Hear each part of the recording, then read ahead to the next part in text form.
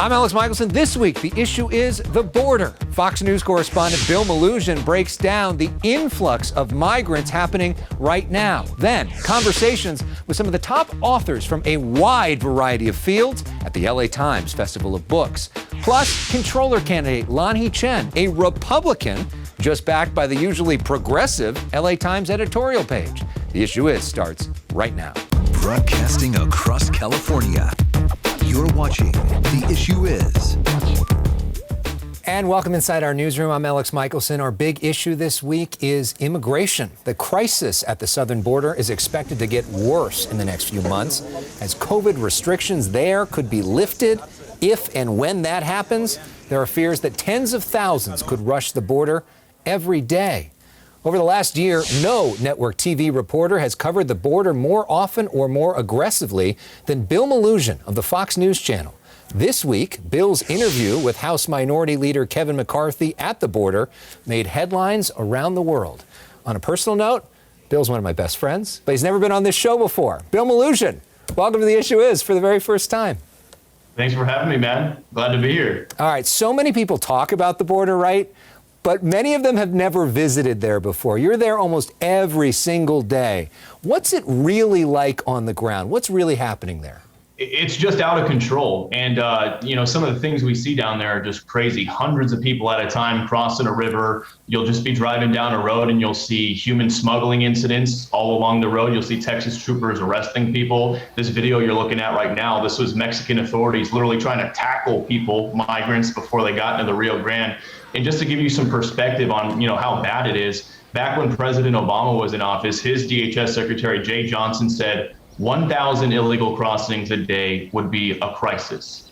We're at 7,000 a day right now. And when Title 42 drops, DHS is projecting upwards of 18,000 a day. So that's 18 times what Jay Johnson once said would be a crisis. Well, and let's talk a little bit more about Title 42, because that is a phrase that a lot of people that follow this stuff know, but a lot of other people are like, what are you talking about? So in the most basic terms, this CDC rule, what is Title 42?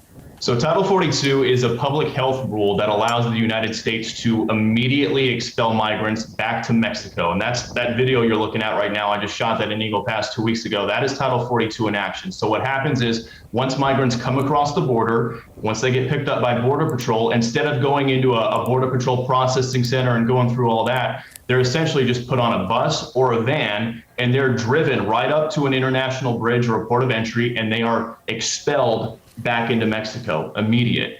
And it's been used over 1.7 million times since the Trump administration. President Trump first started utilizing this, and President Biden administration, they've decided to keep it. It's basically the one Trump era border policy that they've decided to keep. And it's very controversial because he takes a lot of heat from progressive liberals about it. Sort of, they're saying now, we're pulling all the other COVID rules, so we're going to pull this one too. The White House rolling out their plan for the end of Title 42 this week. Homeland Security Secretary Alejandro Mayorkas, who want to show you some videos, spending multiple days on Capitol Hill, answering some tough questions on this. Democrats aren't all behind this idea. So here are the main aspects of what the Biden administration says is going to go in place. They say they want to surge resources to the border, speed up the ability to process migrants, and work with Central American countries so they can help stop some of this before it ever gets to us. The secretary was pretty confident on the Hill this week, but he had a very different tone in a private meeting with Border Patrol agents last year. You actually obtained audio of that. It's a little bit hard to hear, but try to listen in. If our border is the first line of defense, we're going to lose, and this is unsustainable. We can't continue like this.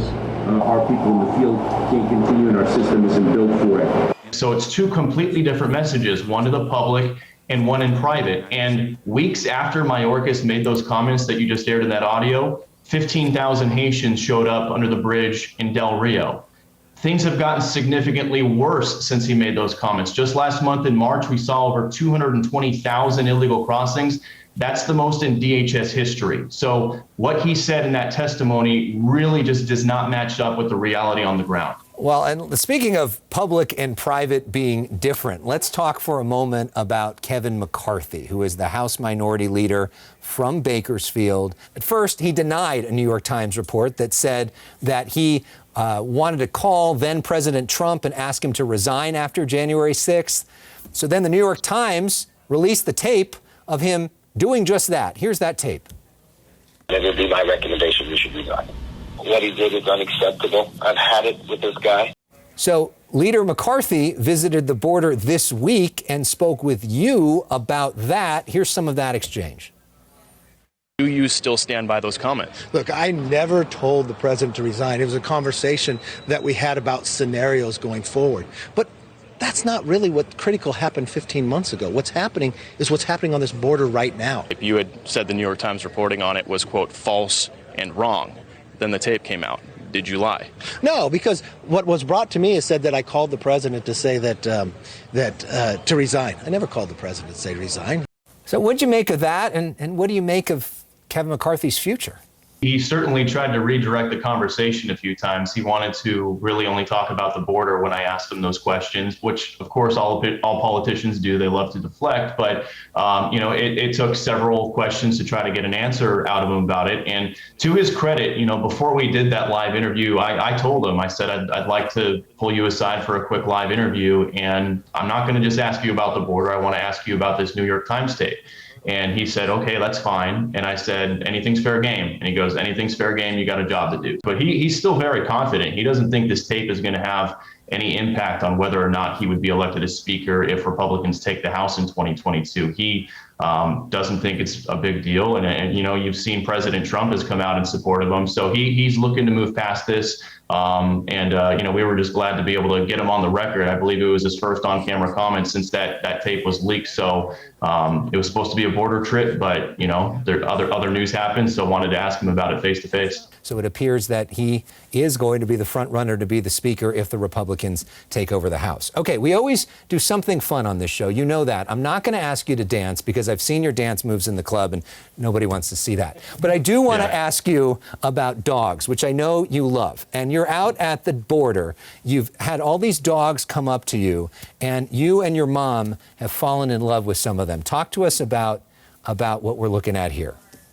So that is Rio and Roma. So basically, in January, during one of my border trips to McAllen, this one mother stray dog we talked to named Three Socks is what I named her. She trusts us a lot. We feed her every day. So one day she brought over all her puppies and we started feeding them. And over a span of several weeks, I started sending pictures to my mom and brother of these little puppies.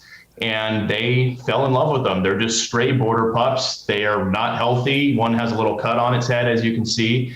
And eventually they decided, we can't just leave them out there. So they literally flew out from California. They flew into McAllen and they adopted both cute little girls, and both are now so big I can't hold them up in one hand anymore. That's great. And one note before we go, Bill is now this big national star. Some folks may not know. He used to work here with us. We are all so proud of all your hard work. You deserve the recognition, and we love you, brother. Miss every single one of you.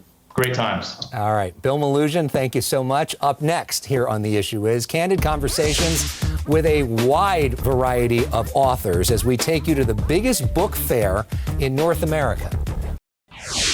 This week saw the return of the biggest book festival in the country. And to say there's a lot of variety there would be an understatement. It's how all books end, as if anything could be any more predictable. Actor Max Greenfield is reading his book to a large crowd at the LA Times Festival of Books at USC. Talk about reading and what that means to you and just the process of people getting to read what you said. Well, if I'm being honest, I like the audiobooks.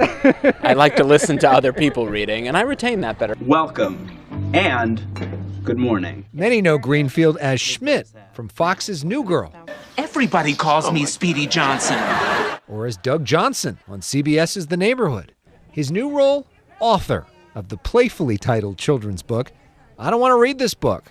Hopefully get some of those kids who are reluctant readers to jump on board.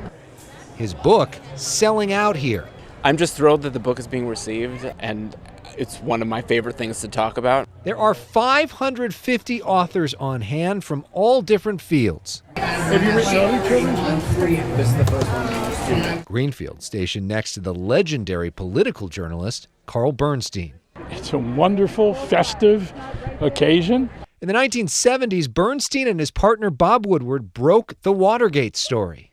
I shall resign the presidency effective at noon tomorrow. That led to the resignation of then-President Richard Nixon and Dustin Hoffman playing Bernstein in the film All the President's Men. Have you been threatened if you tell the truth? Now Bernstein has written about it all in his new memoir, Chasing History, A Kid in the Newsroom. What's the most important lesson about journalism somebody like I can learn from your book? Be a good listener. And I say this not to be critical, but I hope you talk to a lot of other people here, because it's not just putting a microphone in front of somebody. It really is about trying to find out what's going on here. Following his advice, we speak to some of the 150,000 book lovers in attendance. I love reading. I love books. We're both book nerds, so this is like heaven to us right now. Most people call themselves, addressed as bookworms. I prefer the term book beast. It's the biggest book fair in North America. Boris Kachka is the book's editor for the LA Times. He says due to the pandemic, this is their first physical gathering since 2019. And virtual isn't the same. People think of books as these solitary things that you read and you write by yourself, but that's not what literature is. That's not what books are. Books are about connecting with each other, and that includes in physical space. I erase to find and to elevate. Amanda Gorman, who famously read her poetry at the Biden inauguration, draws one of the biggest crowds here. Oh, thank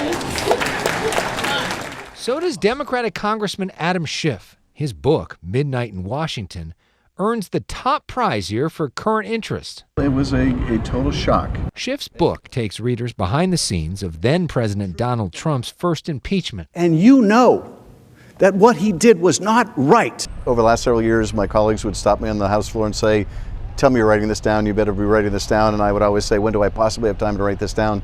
And then the pandemic hit, and that gave me time to be at home and compose my thoughts. Did it feel different than any other vote? Schiff watched old TV interviews to jog his memory since he hadn't kept a journal. Including a number with you. That was the fun part, watching some of the other interviews, more torture. Schiff says now he wants to write even more. I've always enjoyed writing. Years ago, I wrote a number of screenplays. I'm a lawyer in LA, that's what we do. In fact, the former president, one of his attacks on me is he described me as a failed screenwriter. And I remember seeing that and thinking, he doesn't realize that in my LA district, half my constituents are failed screenwriters. That's a compliment. But I would like to write again, although I think what I'll write is a work of fiction. I think I'll write a spy novel next. Eric Dickerson never expected he'd be an author. At running back, number 29, Eric Dickerson. Dickerson is an LA Rams legend and NFL Hall of Famer. Of all the things you've done in your life, and you've done a lot and accomplished a lot, where does author sort of rank into everything? Author's pretty high, I gotta say. Watch My Smoke takes on tough issues like racism, head injuries, and the ugly aspects of the football business. The truth sometimes is not pretty. As a player, Dickerson left it all out on the field and says he did the same as an author. This will be the last book I'll do, I'll tell you that. I won't be doing another one. Why is that? No, I'm good. I'm glad I got a chance to do this book because, and I said it on stage that, I don't know if I'll be able to remember all this stuff later in my life because, because of the head injuries that I've occurred, but I'm glad I did it. I'm glad I remember it now. I'm sorry, I didn't make enough for everybody. Actor Danny Trejo is on the cooking stage, making recipes from his cookbook, Trejo's Tacos. What's the secret for the Danny Trejo's cooking strategy? Patience. Just keep doing it. It's like you can get great at anything as long as you practice. In Trejo, My Life of Crime, Redemption, and Hollywood, Trejo writes about his early life as a drug addict and robber, finding God in prison, and dedicating his life to service. Everything good that's happened to me has happened as a direct result of helping someone else. That's how I got into the restaurant business. His book signing, drawing the longest line here. It's just such a blessing. It's like every morning, it's like just hey, dear Heavenly Father, let me sign every autograph, let me take every picture. But it's such a blessing just to be able to make somebody's day with a how are you, a picture, You know, the only thing I eat is when I'm running through an airport. I have missed planes. Also here, Ziggy and Orly Marley. Ziggy says he used to steal books from his famous father, Bob, as a kid. Electronics don't replace books. Like books, there's not like a book. Not like a book. There's no phone, no iPad, there's nothing like a book. Pass it down through generations. Ziggy and Orly's new children's book is called Little John Crow. The message is to accept everyone for who they are and love them as they come and be proud of who you are and what you bring to the world all the time. Ziggy says writing for kids is especially fulfilling. I feel like the children are the ones who is going to make the changes in this world that's going to make the world a better place. I feel like we have to speak to children. That's where the hope is for humanity. It is exciting to see so many young readers here falling in love with books. Perhaps Cooper Oberbeck says it best. Sometimes when books don't have pictures, you can create the picture in your head. We love her. Our thanks to photographer Rudy Leyva and editor Luke Nixon for really going above and beyond on that story. When we come back, could Lanhee Chen be the first Republican to win statewide in California since 2006? The LA Times is rooting for him. We'll talk to him next. California voters haven't elected a Republican statewide in California since 2006. The usually progressive LA Times editorial page is hoping that changes this year. They recently endorsed Republican Lanhee Chen in the race for California Controller. Here's part of what they wrote. Put it up on the screen. Quote, among this strong field, we believe Chen is the best choice for this election. Why? Because he's a sharp thinker with experience analyzing large financial systems, and because the controller should be as independent from the party in power as possible. Lanhee Chen has 4 degrees from Harvard, served in the Obama administration, was an advisor to Mitt Romney, and is a professor at Stanford. Lanhee Chen, welcome back to The Issue Is.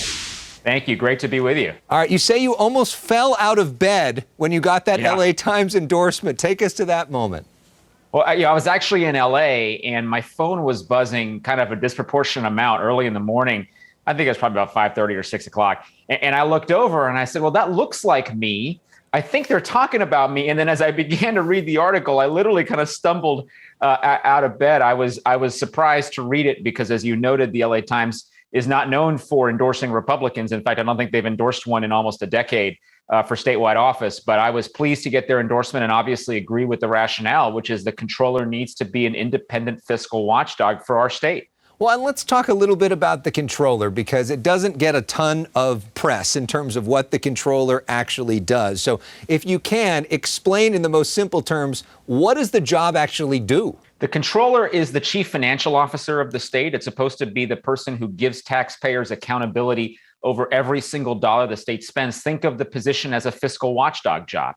And so really the responsibility of the controller is to ask tough questions and make sure we get answers about where all of this money is going. And so that's why the notion of having somebody who's independent from the party in power is so important. You know, I say the ideal controller needs to be a fiscal watchdog, not a lapdog for the other Sacramento insiders. And that's why this role traditionally should have been filled by somebody who's got some independence from everybody else. And what is the number one biggest difference if you're actually in that job instead of one of the other Democrats?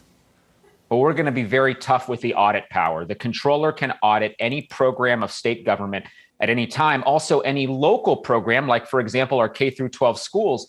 I'm going to use that audit power aggressively without concern for anyone else in state government and really just get to the bottom of where all this money is going so taxpayers understand where their money is being spent. Now, you haven't said whether you voted for Trump, but what do you say to a voter who says, I like a lot of what you're saying, but Trump was so bad, January 6th was so awful, I can't bring myself to support someone who won't denounce him? Well, look, I agree. January 6th was awful. It was an insurrection. And in many ways, those who are involved ought to be prosecuted to the full extent of the law. Moreover, I think those who are saying that the election was unfairly decided or was not decided properly, I disagree with those people. I think, listen, Joe Biden was elected president, whether you agree with him or disagree with him. And the reality is my record, you mentioned it earlier, I've served in both Republican and Democratic administrations. You want in this office someone with demonstrated independence and a bipartisan background, and that's what I've got. Well, part of this process is getting to know you a little bit. Can you kind of give us the quick version of your backstory, somebody who grew up here in Southern California? Yeah, my parents are immigrants from Taiwan. They came over to the U.S. in the 1970s. I grew up in Rowland Heights, which some of your viewers may be from there, and it's about 25 miles east of L.A. Went to local public high school, then had the good fortune to be able to get into Harvard University and went back there, got 4 degrees, including my PhD in political science, served in administrations in Washington, D.C. My wife and I have 2 kids, 8 and 11. We moved back to the Bay Area. I've been at Stanford University for the last 9 years. I've also built my own small business, helped to run a large healthcare system up here. So I've got an experience set at the intersection of policymaking and business and academics, and understand the challenges we face as a state. One more thing I'll mention, which I think some viewers will like, some may not, is I'm a lifelong Dodger and Laker fan, and continue to be huge fans of both teams. Disappointed in the Lakers this year, but hopeful for the Dodgers looking ahead. Yeah, the Dodgers, a lot better future than the Lakers right now. All right, we want to get a little more of your favorites. We play a game called Personal Issues. 30 seconds on the clock. Ready to go? I'm ready. Let's do it. Who is your favorite band or musician? Boys to Men. Ooh, favorite book? Oldie but goodie. Favorite book, 3 Ring Circus, about the Lakers, actually. Jeff a book about the Lakers, the Lakers of the, with Shaq and Kobe in that era. Favorite TV show? Star Trek: The Next Generation. Oh my God, that's one of my favorites. Favorite favorite Democrat? Favorite Democrat, probably Dianne Feinstein. I know there's been some reporting about her recently, but she served our state well for many years. Very interesting. Lanhee Chen, some good choices there. I agree with. Best of luck on the campaign trail. And because we know you're such a big Dodger fan, we end with the above Los Angeles page, taking us above Dodger Stadium. Lanhee Chen, thank you. Go Dodgers. We'll be right back. Next week, we talk with CDC Director Michelle Walensky in person during her California visit. We end this week with the above Los Angeles page, taking us above Rincon Beach in Ventura County. See you next time.